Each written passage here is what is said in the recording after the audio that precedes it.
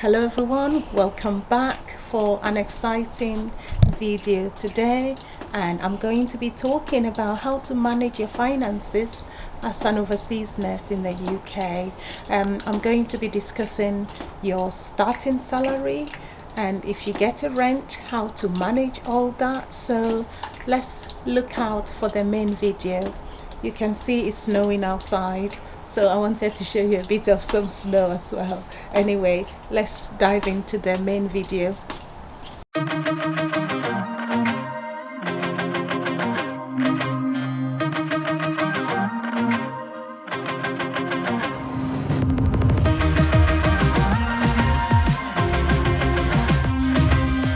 Hi everyone, welcome back to my channel. My name is Expenditure. I hope you're all doing well. I hope you've had a good week and having a good weekend. As you know, I normally talk about issues around nursing, and especially for newcomers or senior carers who have come or are thinking of coming to work in the UK. So today's topic, I'm going to be talking about tips on how to manage your finances as a senior carer, registered nurse or skilled worker, and how you would be able to make sure you save something little for the future. So stay tuned. You need to watch to the end to get the benefit of the whole video. So my name is Becky Setre, and if this is the first time you're watching my video, remember to like, subscribe and share. So let's go straight to the point. So as an overseas nurse, when you come to the UK, you are going to be paid as band 3 or band 4, and your salary would be around the salary for a senior carer, which might be between 1,300 to 1,400.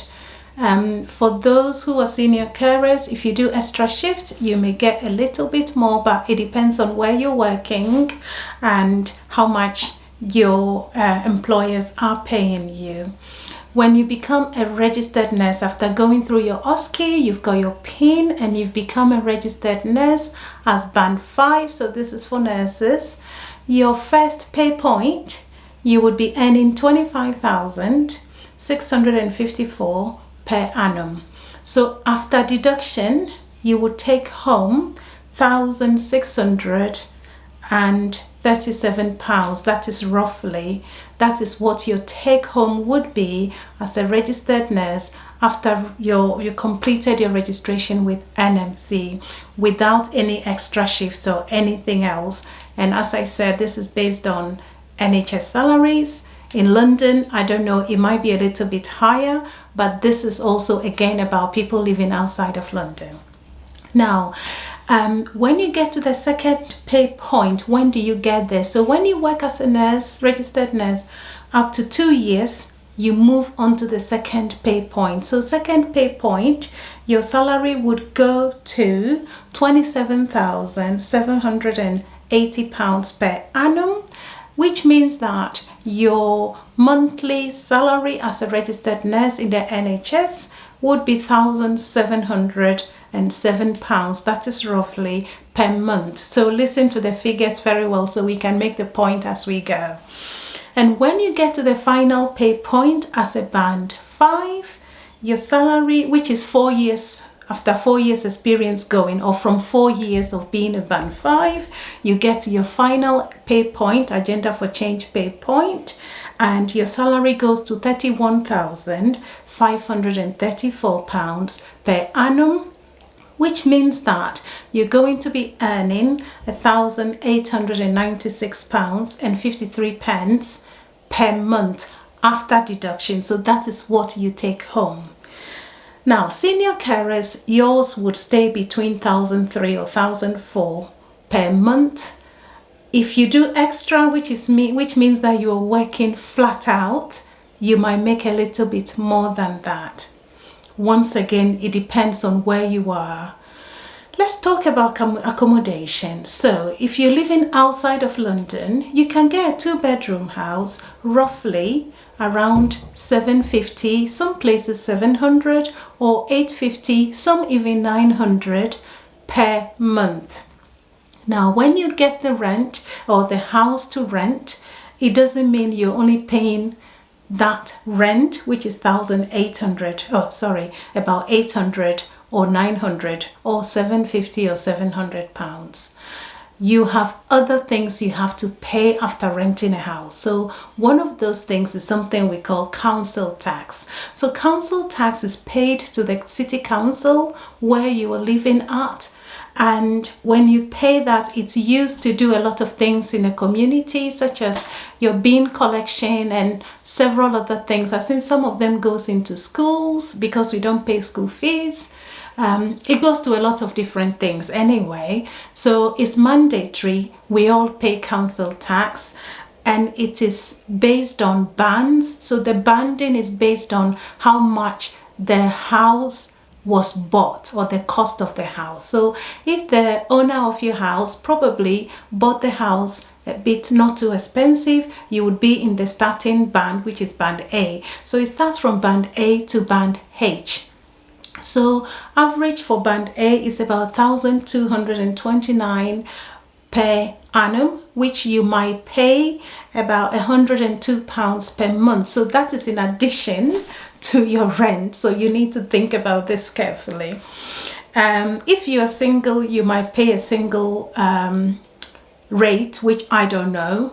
So when you're going to be renting a house, you need to look at the postcode, the house postcode and address, and check how much the council tax would be before you take it. So that is one thing to bear in mind. For an average 3-bedroom house, for like my house, which costs less than 200,000 when we bought it, we pay over £222 per month just for the council tax. That is not mortgage or whatever we pay. And then apart from that, you have to pay electricity bill. It depends on how much you use, because when you go in, you have to do your meter reading, you have to pay water bill, you have to pay gas bill as well. Now, if you have internet, which everybody needs in the house, you would pay for your internet. You pay for your TV. If you've got a mobile phone, you're paying for your mobile phone. You're going to be buying food. When you buy a TV, you would need to be paying TV license, and TV license costs about £159 per year, which you can pay in bits.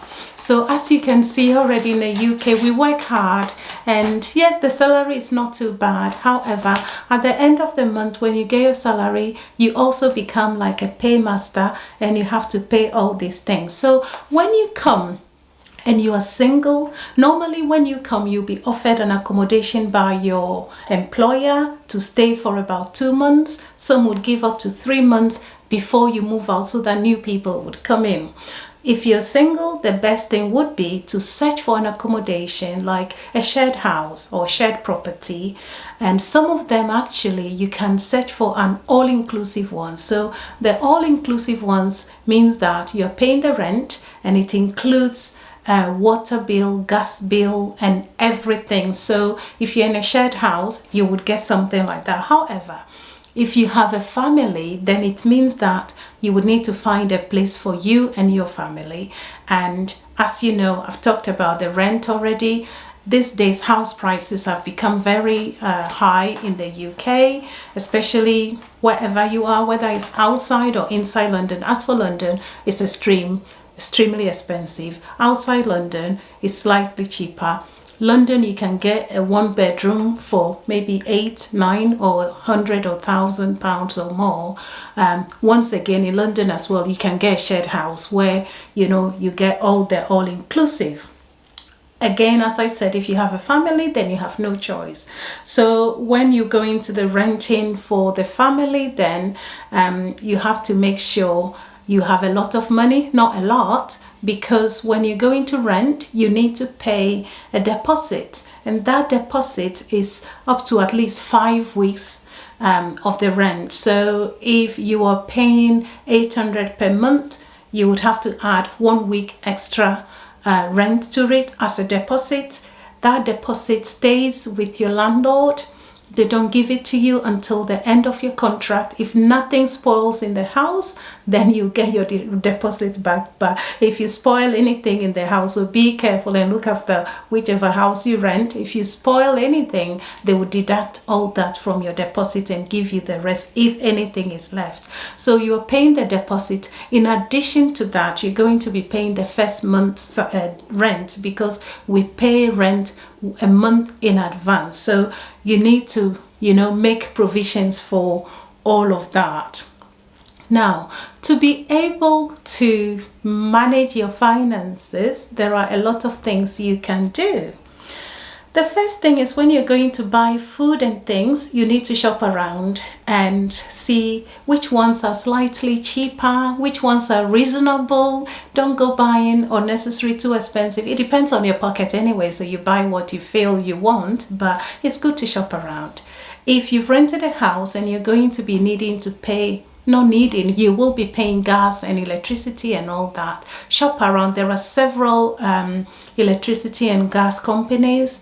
So go on the internet and do price comparison for utility. So we have British Gas, there is Eon, there are several other companies. So you have to look at them and see which one is offering something better, and then you can choose which one you feel is reasonable for you. Food, you do the same thing. Another thing is, now when you start working, consider doing extra shifts. That is the only way you can make a bit of extra money in order to manage all these payments, because your salary alone might not be enough to do a lot of other things, especially when you have responsibilities back home.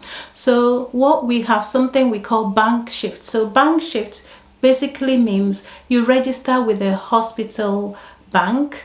It's not bank like where they do money sort of things. Hospital bank is just an organization within the hospital where they have staff, a pool of staff who have registered with them. So when there is shortage somewhere in the hospital, you would be allocated. So on your off days, because if you're working 12 hours in a day, you may be working just 3 days most weeks, and maybe once in a month you do 4 days. So if you're working 3 days most weeks, you have got a few other days free during the week, and you can use some of those. If you don't feel confident when you start to work on the wards, you can work some as healthcare assistant or whatever you feel you're comfortable in. That is the only way you can get a little bit of extra money. Another thing is that so during your days off, you definitely have to find something. I did that when I started. Now I don't feel I need to do that anymore, but you can do that. If your contract allows you, after 6 months of working, you can start thinking of doing agency. Agency nursing doesn't mean you're leaving your job. But once again, as I said, if your contract of employment allows you, you can register with the nursing agency. And then most of the agencies would send, you can't work in your hospital as an agency nurse, but you can go outside of your hospital as an agency nurse. Now, most of the agencies pay quite a good amount of money. Some would pay about 22 to 45 pounds, so 22 pounds to 45 pounds, or even 50 pounds per hour. It depends, that is the hourly rate.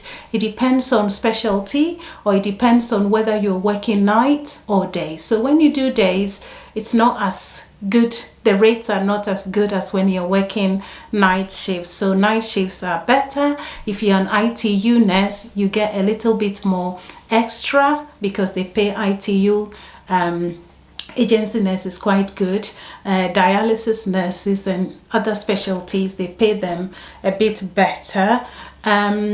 So those are some of the options you have to look at in order to survive, or to be able to pay your bills and be able to save something little.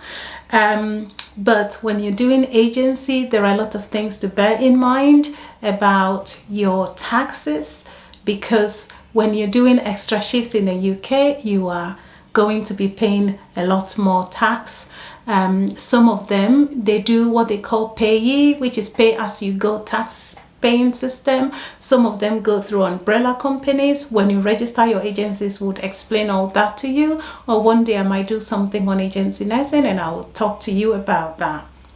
So these are some of the things, and when you come, make sure you open another extra account like an ISA account every month. If it is £50 you are able to put aside, do that as well. In the future, you need to think about, do I carry on renting, or do I want to buy my own property whilst I'm in the UK? So you have to look into that, and then you have to put some money aside whilst you're working in order to do all those things. I hope this has helped someone, or this has been helpful to you. And if it does, remember to like and share. Put comments in the comment section. If there is any particular video or something you want me to do a video about, leave a comment and I will do that. I know somebody has asked me about something and I've not been able to do it, but I'll make sure I do that in the next few weeks. So take good care of yourselves, and remember to, like and share again. Take care and bye-bye. See you again next week.